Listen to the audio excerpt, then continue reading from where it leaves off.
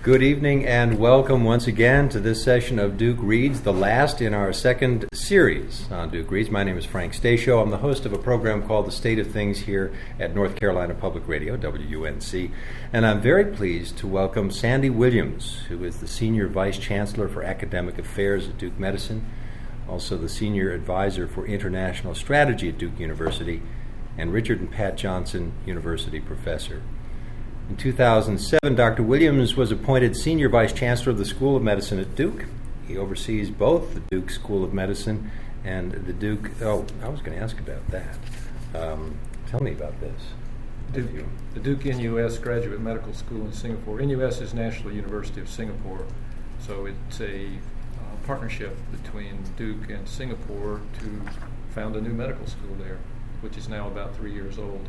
That's amazing. So that all keeps you busy. But before that, you served as Dean of the Duke School of Medicine for 6 years, educated in public affairs, internal medicine, cardiology, biochemistry, and molecular biology at Princeton University, Duke University, Harvard.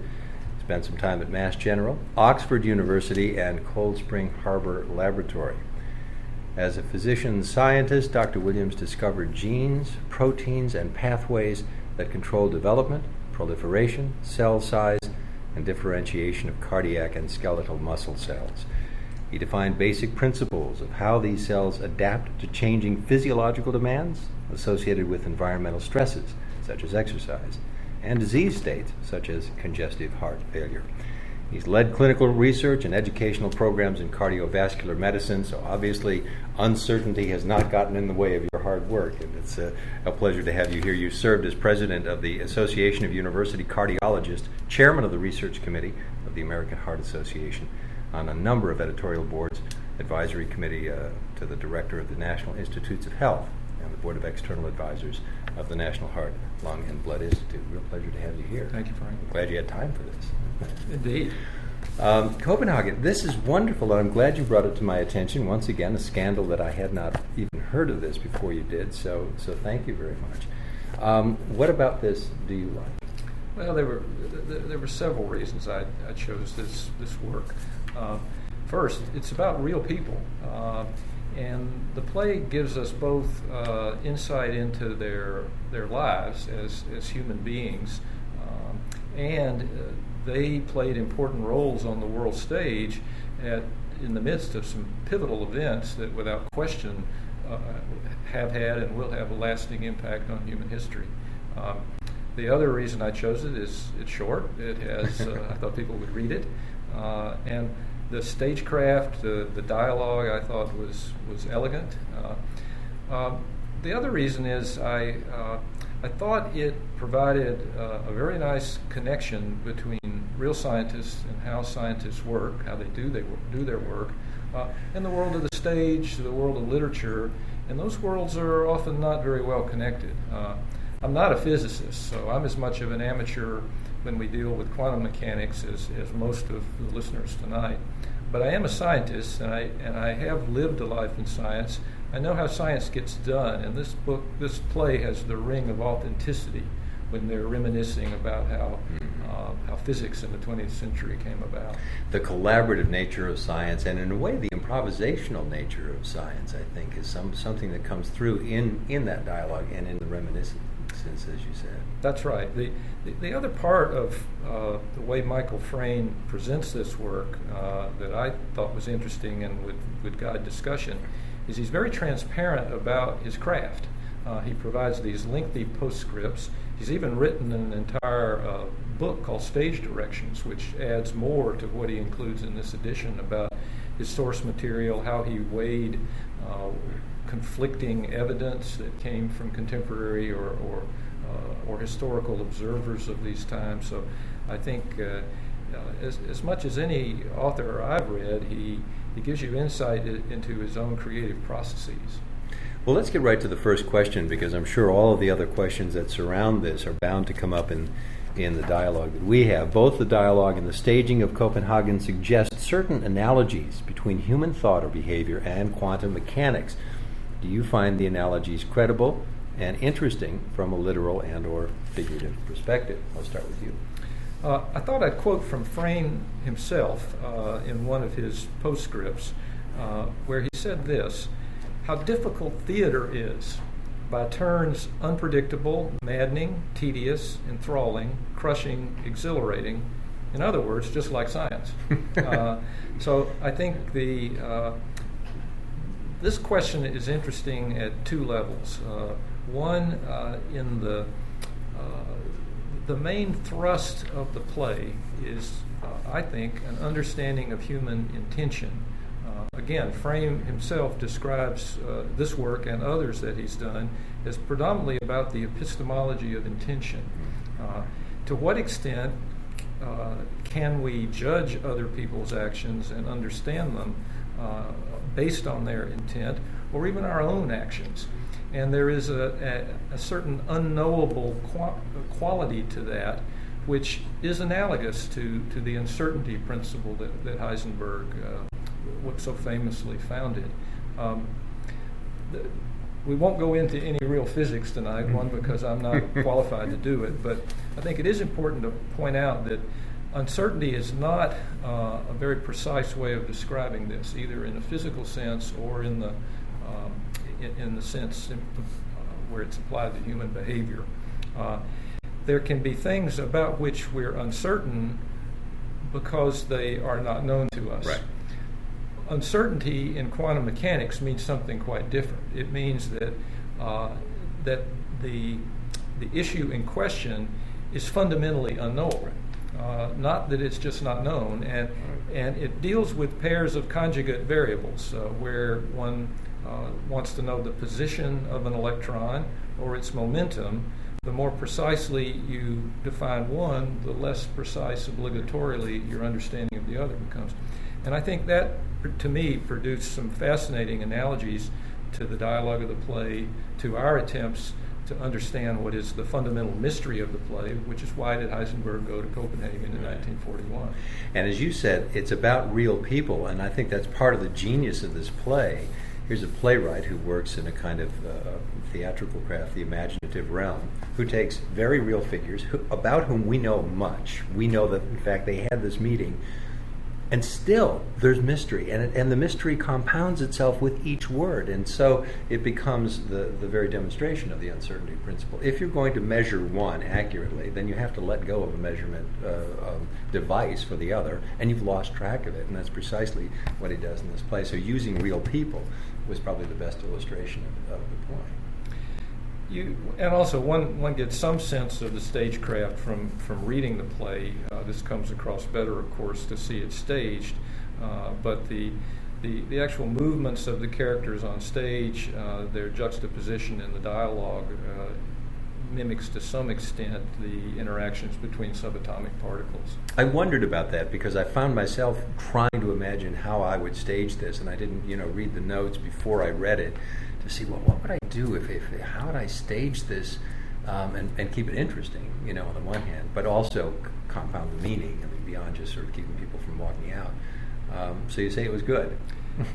It was good. I think one can imagine Niels Bohr and his wife Margrethe as particles of a nucleus, and Heisenberg as the electron in movement around them.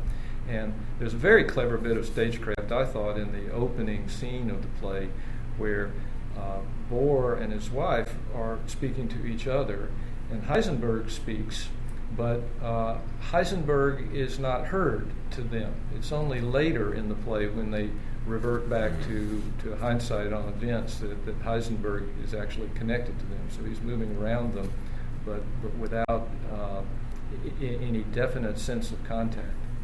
And of course, the central question of the play is, what did he want? Why did he go in 41? And it's pretty clear by the end of this that it's not clear to Heisenberg, or at least that's how I felt about it. That as hard as you might try to pin him down and judge him morally, he may not have known himself.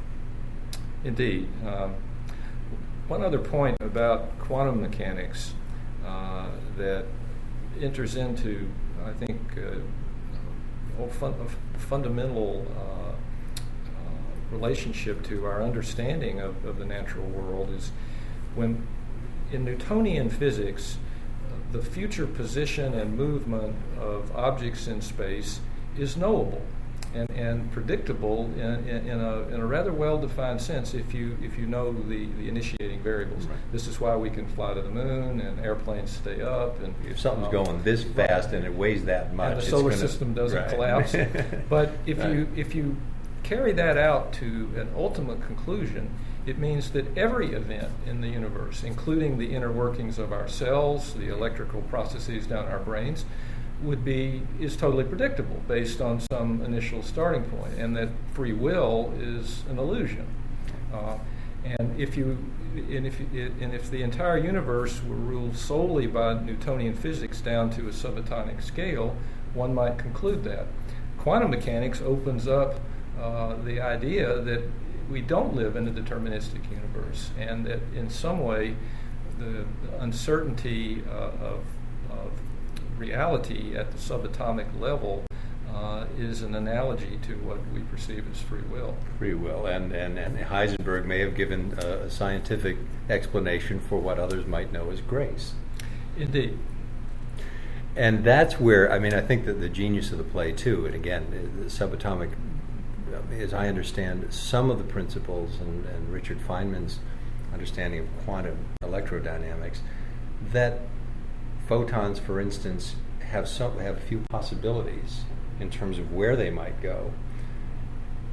And it's almost as though the things they might hit along the way on their trajectory, and this is crude, know what those possibilities are, and by knowing where you might go, you influence the behavior of that thing before you even take off to hit the mark. That's right. And this quantum world becomes increasingly strange as it's compared to everyday experience of the world around us.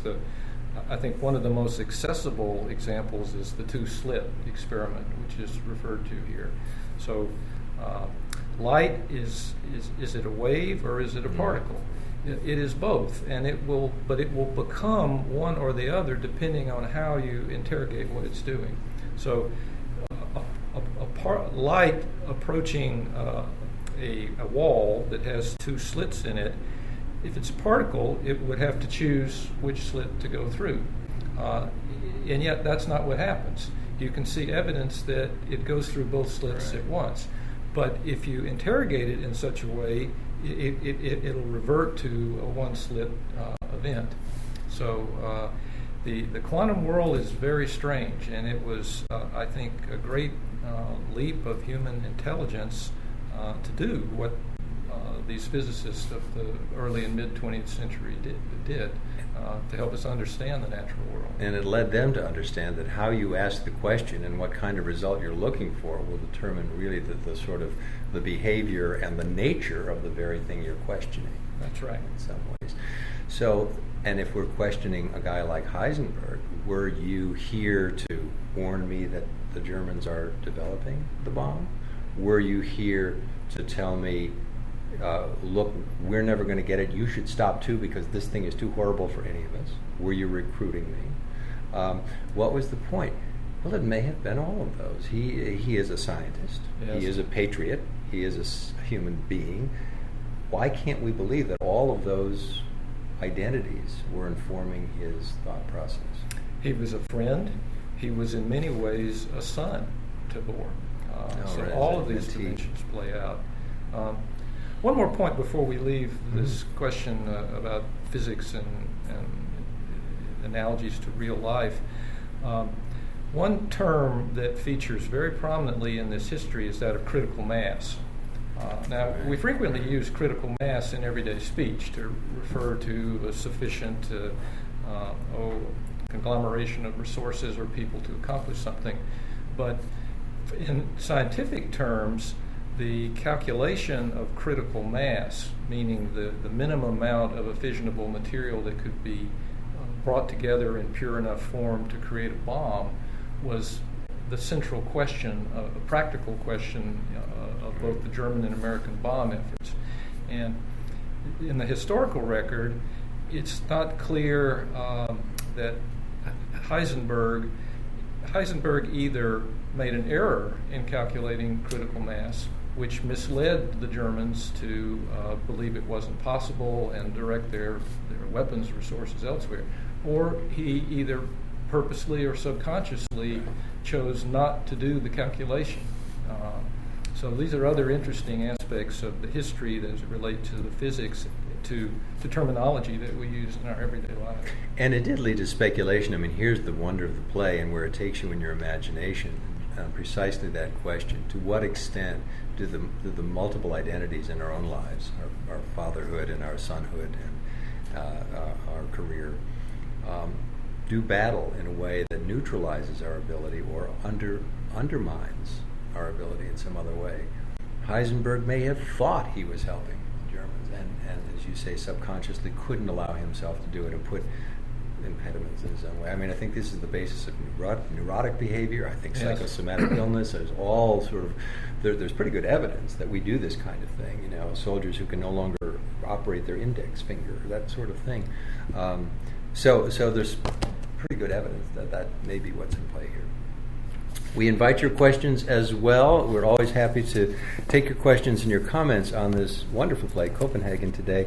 And we'll move to the second question. How does this play explore and illuminate Heisenberg's purpose in traveling to Copenhagen to visit Bohr in 1941? Can his true purpose ever be discerned? What does the play communicate about how we can and should seek to understand and judge the thoughts and intentions of others? And we've just broached that subject. It's a fascinating mystery, and as you said previously, a mystery in real life, with some you could even argue profound historical consequences. If, for example, Heisenberg's true purpose in going to Copenhagen, as he himself later said, was to dissuade Bohr was to persuade Bohr to a combined effort to stop creation of a bomb by any country. That failed, but that would have been a quite noble mission on Heisenberg's part, and the picture of Heisenberg as the outcast Nazi sympathizer villain in a way reverses to Bohr, who made material contributions to the creation of the bomb. That's one scenario.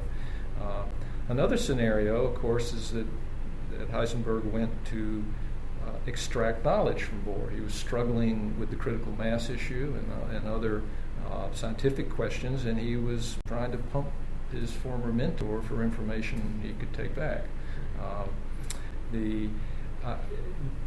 A fascinating part of the source material that Frayn refers to in the postscript here and then in his stage directions book is that there's quite a bit of both contemporary comment about them and dozens of friends, physicists, scholars have sought to understand what it was that they talked about. And this was all true at the time that Frayn wrote the story. Now, the play was quite notable, generated lots of controversy. Both the Heisenberg family and the Bohr family released later documents that they had held and not released before. But the mystery is still not solved. Right. Heisenberg's own comments about it are contradictory. There's a very poignant part where Frayn says this. He says, "I can't help being moved by the picture of Bohr drafting and redrafting his letter to Heisenberg." This is in the last 5 years of his life. He clearly can't get this meeting out of his mind. He writes this letter over and over again, but never sends it. And the Bohr family keeps it, later releases it, but it's still not revealed. Right. It still doesn't resolve the mystery. Well, this gets back to the physics itself involved in a nuclear explosion. And this was fascinating. And honestly, this was the best explanation because I never quite understood how the darn thing worked. But the idea that we need a pure substance, that U-238 isn't pure enough, because what happens is these neutrons will penetrate the atom, release the energy, but there's not enough. So we have to have a lot of these being released in a short period of time for it to do the damage we want. Well, how do we do that? Well, if the neutrons proliferate exponentially, we can do that. Problem, uranium-238 absorbs the darn neutrons before they can reach critical mass. I've got to come up with this other thing. But the notion of atomization, of one neutron being released and splitting and splitting and splitting and splitting and splitting infinitely to cause destruction, is just what you said. I don't care how many letters you write. It only confuses things more. Each neutron makes more and more mayhem and chaos, because ultimately the truth can't be contained in that atom. It may have been all of those things that Heisenberg meant. He may have meant to make the bomb, meant to stop the bomb, and if that all was happening at once, keep looking at the documents and you come up with one answer. You can't do it. That was what struck me in a heartbeat in this, and it kind of bowled me over when you think about the kind of judgments we make about other people. Yes.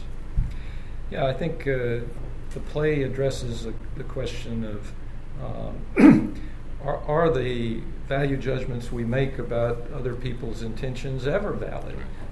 But I don't think it's nihilistic on that point. In fact, I think Frayn's own commentary about what he's trying to do suggests that not only should we, but we must evaluate other people's behavior, our own behaviors, and make value judgments on it. But the difficulty in doing that, and the fact that just like there is strangeness in the subatomic world, there is strangeness and a lack of ever being able to understand in as deterministic a manner as we would like about this aspect of human behavior is quite real. But is the question trying to evaluate intention? I remember, and you'll remember if you were with us for Out of Africa, the question there of those people who lived within an African culture. If the goat fell and broke its leg and died in the pit in your lot, you pay for the goat. Did you intend for the goat to die? Should you have been? Doesn't matter. It died on your lot. And our legal system spends all of its energy determining intent. Right. And maybe that's our problem. Malice aforethought. Malice aforethought. Yeah. So if we really regulated ourselves based on the behavior and what it is we're doing, this thing is going to kill millions of people, yes or no?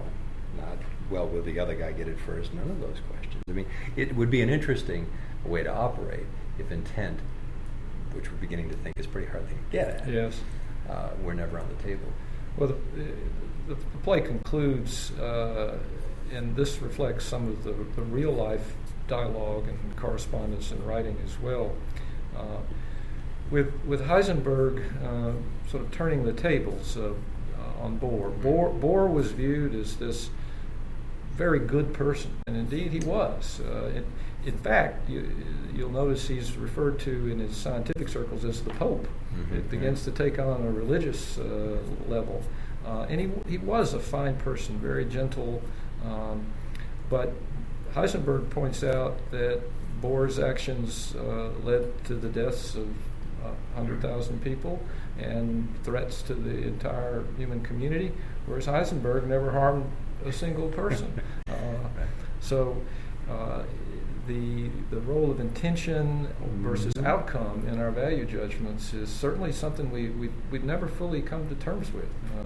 Well, and this business of atomization is something we should explore more fully, that we don't really get to it by trying to sort of to nail down the answer.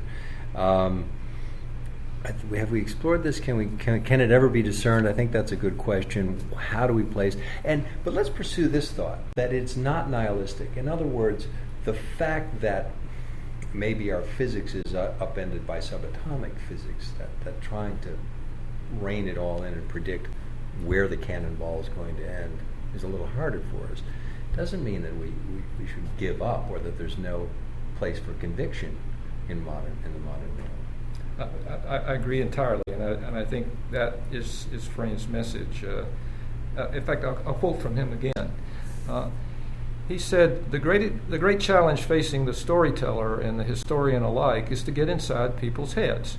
But even when all the external evidence has been mastered, and he's done that in a very scholarly way, the only way into the protagonist's heads is through the imagination. This indeed is the substance of the play. And I think that's the lesson for us too. At the point that you've mastered all the facts, it requires a leap of imagination.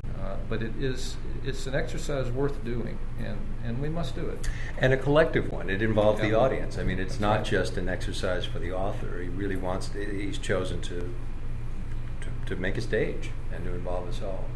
Well, this play, when it appeared, did generate a lot of secondary dialogue in the scientific community, in other parts of the community. There was a lot of criticism that Frayn was not severe enough about Heisenberg's association with the Nazis. Frayn comes back and calling upon the audience to use their imagination as well, and said, I trust the audience to figure this out. Or to at least remain in the question. That's I think right. That's if we can do that much. One more dimension to Heisenberg's visit is that it's clear from the historical record, and the dialogue reflects this, that in some respects he went to Denmark to warn Bohr about his personal safety. Bohr, being half Jewish, was at risk to the Nazi regime. The Danish Jews had not been rounded up and exported to the camps as it happened in other countries. Heisenberg was warning Bohr that this could happen, and not to take it for granted. Bohr in the play interprets this as if Heisenberg wants him to become a collaborator, which he would never do. But then of course, the very interesting part of history is about 2 years after this meeting in 1943, the Germans did in fact send instructions to remove the Danish Jews to concentration camps, but someone warned the Jewish community, and it's never been clear exactly how that message went out. Speculation that Heisenberg played a role, but Bohr himself and the vast majority of Danish Jews were extracted in the dead of night to Sweden. In one of the great triumphs of nonviolence in the 20th century, Yes. Hundreds, if not probably hundreds, of still anonymous Danes, at the risk of their own life and safety, did not resist violently, but in fact saved the lives of 7,000 Danish Jews. And Heisenberg points out quite directly that he risked his own life to come to speak with Bohr. And yet you can still see how a warning can be interpreted as a threat. That's right. Look, they're coming for you, better join up. Right. And so there's sort of no way around how we're going to interpret your intention. Let's move on, and again, we invite your questions and comments. The third question here is a series of questions. The play features a number of profoundly tragic events on a scale from personal to global. Intertwined with these tragedies and personal lives of the characters, however, are contrapuntal examples of human triumph. Which examples of such did you find most interesting and moving? Does the play impart an optimistic, pessimistic, or enigmatic prediction about the balance of tragedy and triumph in our human futures? Let's start with the first one. Which did you find most compelling and interesting? This is my favorite question among the Well, you questions wrote tonight. it. Yeah, indeed. I could have spent the entire hour on this one, because this is the part of the play I found most personally moving. And I'll let's look at Bohr himself for a moment. Few people have had a life as successful as Bohr. Not only a Nobel Prize winner, but a lion among Nobel Prize winners. Clearly the intellectual leader of one of the most fertile periods of all of human intellectual life. And also successful in his family life. A loving wife, a marriage that lasts, children who were successful. His own son, Auge, also became a Nobel Prize winner. So here's a person who succeeds at a level far beyond almost anyone else you could imagine. And yet his life was filled with other tragedies. The most poignant one is the drowning of his son Christian, who slipped from a boat, and Bohr was faced with the horrible decision of how to rescue him. Do I jump in and save my son, leaving the boat? We both drown. He was right outside his grasp, and he did not do that. The son drowns and is lost. Bohr lost another son to tuberculosis, I believe. And then I think in a part of this play that I found most moving is the notion that Heisenberg was a son as well, and he lost Heisenberg both as a friend and as a son. So in Bohr's life, you have this juxtaposition of incredible triumph along with deep personal tragedy. I find that very moving. It was, and of course you're forced to ask the question again when you're on that boat, asking yourself, what do I do? Obviously, a father will reflect on this every day of his life for the rest of his life. And if he brought to memory any harsh word, or that time when you're changing the baby and you do anything to stop him, and if that comes to mind when you're recalling this incident, is there something in my mind that wasn't that I wasn't trying hard enough? Yes. And that has to dog him every day of his life, whether he wants it or not. And it did. I think Heisenberg, though a less sympathetic character than Bohr, likewise has this interesting juxtaposition of triumph and tragedy. He apparently, as a young man, was deeply appealing. Everyone liked him. They saw him as he was called the healthy young farm boy who could do anything. So he rose to achievement at a very young age. He was a wunderkind, and however, then his life ends where he is an outcast. He's associated, though never a member of the party, I don't think, clearly working for and with the Nazis. He's clouded in shame, and as this play reflects, he lost his father and his friend in Bohr in the schism of their friendship. So that too I found quite moving. Were you changed in your prejudice about these two characters? In other words, before you read the play, you had an idea about them. Did it change? I think what this book did for me, and I hope that other readers or viewers of the play have a similar experience, is that it made the lives of scientists deeply real and personal. We don't tend to think of scientists in that way, nor do we tend to think of our war heroes in that way. They play a role on the stage of history, but to get into the depth of their lives in this way is, particularly in such a succinct manner, is quite unusual. It also, when you talk about scientific inquiry and the role of the personal and the global and how these things come together, I don't know if this is a corollary of the uncertainty principle or not, but the fact that whatever you're studying changes by virtue of the fact that you're looking at it. Yes. Which seems to me to have a lot less to do with the thing you're looking at than the one who's looking at it. Yes. Well, I think this becomes evident in the physics, and again, I'm not qualified to get too technical, and we don't want to, but the Copenhagen interpretation, which was the core of quantum mechanics and modern physics from this time, has been challenged because it's said to be overly anthropomorphic. It places centrality of a human observer into the physical world, and yet the sequelae, the theories that are viewed as challenging the Copenhagen interpretation, are likewise anthropomorphic. We can't get around it. The tools and words and concepts we use to understand the physical universe are tied directly to our human nature. Well, it almost, there's a correlation between this and biblical study, anthropological look at, sort of the history and context of the Bible. If we find there are contradictions and things that don't quite square up, does that mean we throw the whole thing away? Or does it mean that the human mind simply wasn't meant to grasp the totality of this thing in that way? So let's be thankful for that part that we get, and let go of the part that was never meant to be grasped, or at least expressed in a kind of a rational way. It's not that we don't get the physics of the world, but there are ways to express it in ways that are out of bounds. Now, the other juxtaposition of triumph and tragedy that I think is evident in this work is that of science itself.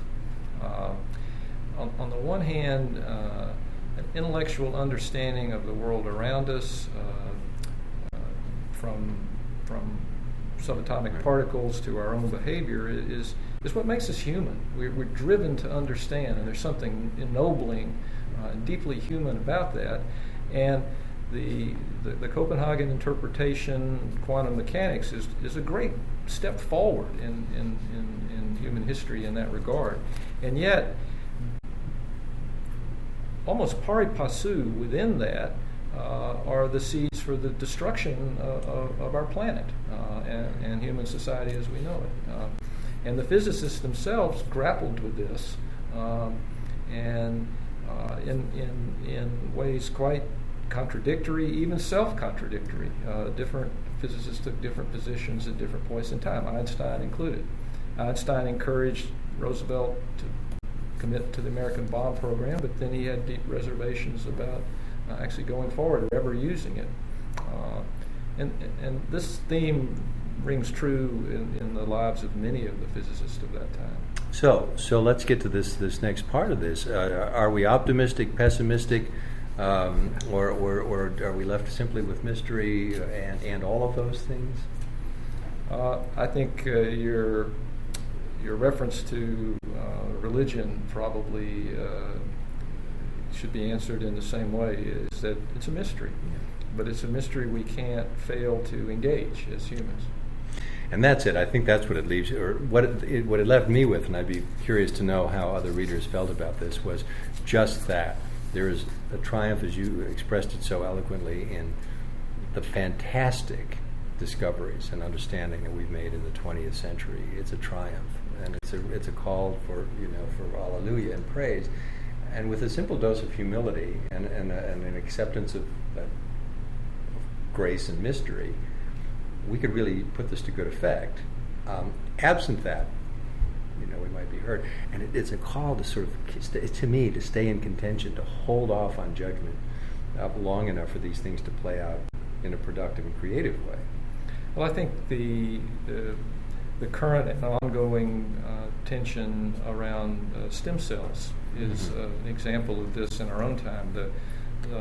The practical impact at a global scale of the advances in physics from the 20th century are already quite apparent. We're only beginning to see potentially the impact of similar advances in biological science, my field. These have been claimed and promised for a long time, and they'll come predictably in unpredictable ways, but there is the potential for scientific or technologies that have the same transforming influence on what human society will be in the future as atomic energy and atomic weapons. Let's move on to our fourth point. To his scientific colleagues, Heisenberg justified his service to the German war effort on the grounds of patriotism rather than sympathy for Nazi policies. From the dialogue provided by Frayn in Copenhagen, was Heisenberg a patriot or a traitor to Germany? What does the play say about the choices we make when patriotism conflicts with other higher moral values? Yes. Well, this is an ongoing question that has appeared over and over again, including quite recently in our time, when an action being asked of you by your country crosses a threshold of moral objection. Where does your duty lie? Is your duty to serve your country? Is your duty to take an opposite stance? And I think what's fascinating about this particular story is what was Heisenberg trying to do? And I think he was caught up in quite conflicting emotions that he never fully reconciled. He, unlike many of the German scientists, he didn't immigrate, leave the country. He stayed. Some interpretations, he did that out of self-interest. He wanted the pride of being the leading German physicist. He thought the war would end someday, and he would cement his position at the pinnacle of that. But he also makes reference to the fact that one serves one's country, right or wrong. And Bohr was kind to him in acknowledging that. The other question about Heisenberg, and to me perhaps the most fascinating one, is that either consciously or subconsciously, he sabotaged the German war effort. He clearly did, in a way. His famous conversation with Speer in 1942, where he clearly gave the message to Speer that this was not doable in a short time, led the Germans to direct their weapons efforts at other programs. And they never fully put the energy behind the A-bomb the way the U.S. program did. But it could have been just bad math, right? It could have been bad math. That's right. Right. And was it incompetence? Yeah. Heisenberg. This again is an interesting element about scientists and science. Heisenberg, despite his incredible quickness of mind and his ability to grasp and forge these abstruse concepts, was notably bad with numbers. Mm-hmm. He would make simple arithmetic mistakes. And wouldn't it be an incredible irony of human history if democracy was saved because of arithmetic error by one of the greatest physicists of our time, which allowed, kept the Germans from having a bomb that certainly would have changed the equation. The best case yet for not studying math I've ever heard. Excellent, well done. But it also points to something else I think very interesting, and that is that to me it's as difficult to disaggregate a nation from its policy, and I don't know how you do that. It's grandfather's axe, isn't it? Yes, we've replaced the handle 4 times and we put 2 new heads on it, but it's still grandfather's axe. No, it's not. And no, it's not your country when it does these things. It's not whatever country you name. In my mind, now clearly others feel differently. If it has the name Germany, then it's not.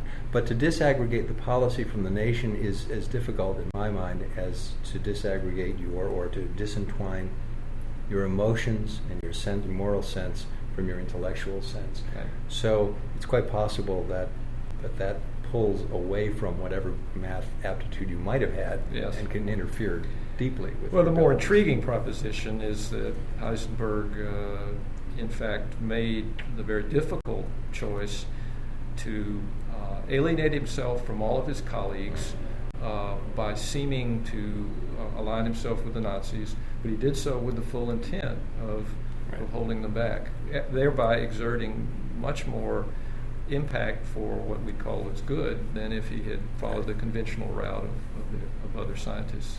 And the question is whether he was in control of that mechanism. Probably not, as I think is what we've concluded.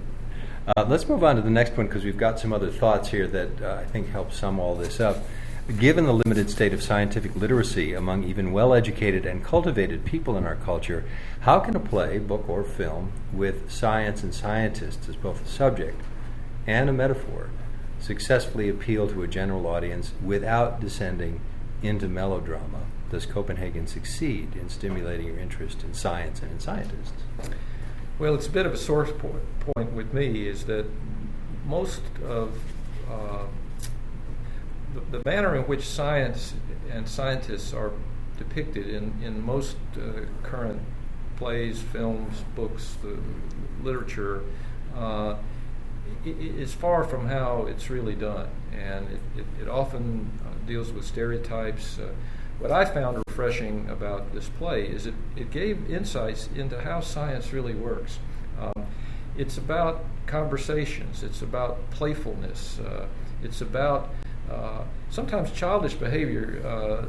There's the famous story of George Gamow, who was one of the Russian physicists of this time, and the cap pistols. It's mentioned in the play, where they had this fake fight with cap pistols.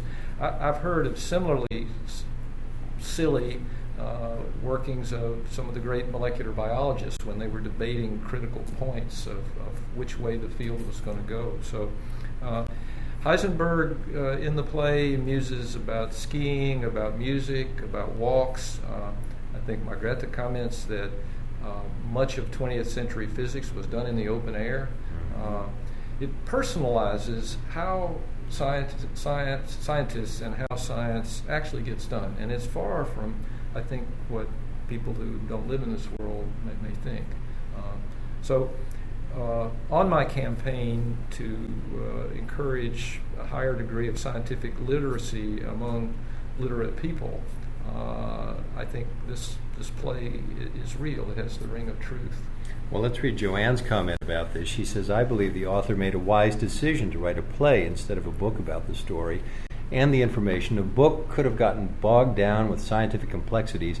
Having written the play, Frayn was able to have the characters look back with their perspectives, give different explanations, provide a sense of relief from scientific profundity. Margareta's comments were sometimes thoughts or whispers, which expressed her doubts about various interactions and actions. Her under-breath comments lightened the story and made it more readable. Yes, Copenhagen succeeded. Yeah, there's been quite a bit written about Copenhagen among scientists. The play and Frayn's later book, Stage Directions, was reviewed in the top scientific journals, generated correspondence about it. So I think scientists feel sometimes a bit isolated from the rest of intellectual society. I'm pleased that works like this bring it back together. It's become a kind of a priesthood in a way, don't you think? Yes. We're looking at scientists; they are the new priestly order, and therefore in some ways unapproachable in our own minds. But what you point out, and I think what the play does, is that yes, it's fiercely collaborative. Yes, many great discoveries happen in the spaces between the work and in the conversation. It's very collaborative and creative. And I think that's something that just doesn't. It's odd that scientists who develop new theories aren't seen as creative, which is precisely what a new theory would be, wouldn't it? That's right. I think scientists are viewed as technocrats, but it's not thought to be artistic. But I really feel there's more connection between the artist, be it the writer or the visual artist, and the way the really top science is done. It's through flashes of insight, but applied in a rich human society that exists around those ideas. I've seen that at work in biological science, and this is a beautiful, I think, depiction of how it worked in 20th century physics. Let's talk a little bit more about the impact. Lee has this observation that some reviewers of the play suggest that it is postmodernist. The notion provides a very interesting point of discussion for how do you view the piece. Do you discuss it as a scientist in search of truth, or a postmodernist in search of support of your philosophical position? Does the play justify the premise that postmodernist, post-structuralism is supported by physics? We can't know, so then let's stop trying, let's give up. Perhaps any discussion of the play would have to take account, and this would be our suggestions or inaccuracies permissible. You just let it go. It's close enough for jazz and subatomic science. Perhaps any discussion of the play, and this refers to question 4, may have to take into account the criticisms outlined, and then Lee has given us a couple of links which I followed, and interesting criticisms of the play. I submit the reason the Germans did not make the bomb. It's frightening to think that Heisenberg's miscalculation was the reason the Germans didn't make the bomb. In other words, they were awfully close. Well, some of the commentators who tried to address this question, why did the American bomb project succeed and the German project fail? There's one writer who said it was a lack of zeal among the Germans, whereas the American project was clearly driven by zealous people of a variety of disciplines who came together. I remember my college chemistry teacher had contributed materially to the Manhattan Project by discovering a way to line the tubes that was used to separate the gaseous uranium-235 fluoride from 238. To separate it, they developed a gas diffusion technique, but the stuff is so reactive it would eat up the walls of anything. So you see how one type of scientist has to layer on another to get the project done, and there were hundreds of steps like that in the project. And the zeal of the American team, I think, too, was driven by the fact that many of the participants were Jewish expatriates. And so that zeal permeated the American project, where it was clear that Heisenberg was a reluctant warrior at best. And that is said, at least by this commentator, to be the discriminating point. Well, and what do you think of the notion that discrimination in Germany was what allowed Jewish scientists to pursue what the German scientists didn't think was very valuable, which was theoretical physics? If you're not going to make a machine, then why don't you all go over there and study? That's right. That was. This clearly is. One of the many ways that shows the fallacy of this kind of thinking and the self-destructive nature of it. Theoretical physics, as you allude, was called Jewish physics in the German universities of the 1920s and 30s, before the Nazi really took hold. And therefore, it was viewed as less prestigious or less worthy of support than the more technical engineering type that were the strengths of many of the German universities. So the fact that they used a fallacious argument to downplay the importance of it, again, put them behind. And then forcing all of them out, put them on the other side of the border, and of course working on the project. But it also shows one other, I think, important point, and again, this is the question of what you entangle and what you pull apart. So perhaps the Germans didn't and the Allies did, but the bomb went off and hundreds of thousands of people died horrible deaths. So it was in the human imagination anyway, this thing, and it came to fruition. And so these borders of ours, which are important, they play a role. Again, depends on how you ask the question. Does it matter that the Germans or the Americans developed this bomb? Hundreds of thousands of people are dead. So from their point of view, if you lived in Hiroshima or Nagasaki, you really don't care if it's a German or an American. Who's asking the question? And who's asking, and what's the question? Yeah, I think there was a movement among physicists to block further use of the bomb, and Leo Szilard and others led a very intense movement to stop its proliferation. That, of course, was not successful, and we're dealing with the sequelae of that today. The threat to human existence looms large, and the solution will not be a scientific one. It must be a social and political one. Well, I think if we can get scientists and artists and others to work together on collaborative projects like this, we may be able to contend more, a little bit better with these questions. Indeed. And so grateful to you for bringing this to our attention. Great to talk. Well, I enjoyed it very much. Thank you. As always, a pleasure to be with you. Thank you so much for being with us. We are grateful to Sandy Williams for being part of Duke Reads, and we remind our participants that this session is going to be available on iTunes in the next day or so. Shortly, we're going to be asking our participants to come up with an online survey. How'd you like it? As we begin preparations for our next season, and we look forward to seeing all of you then next year. Have a good summer. Thank you.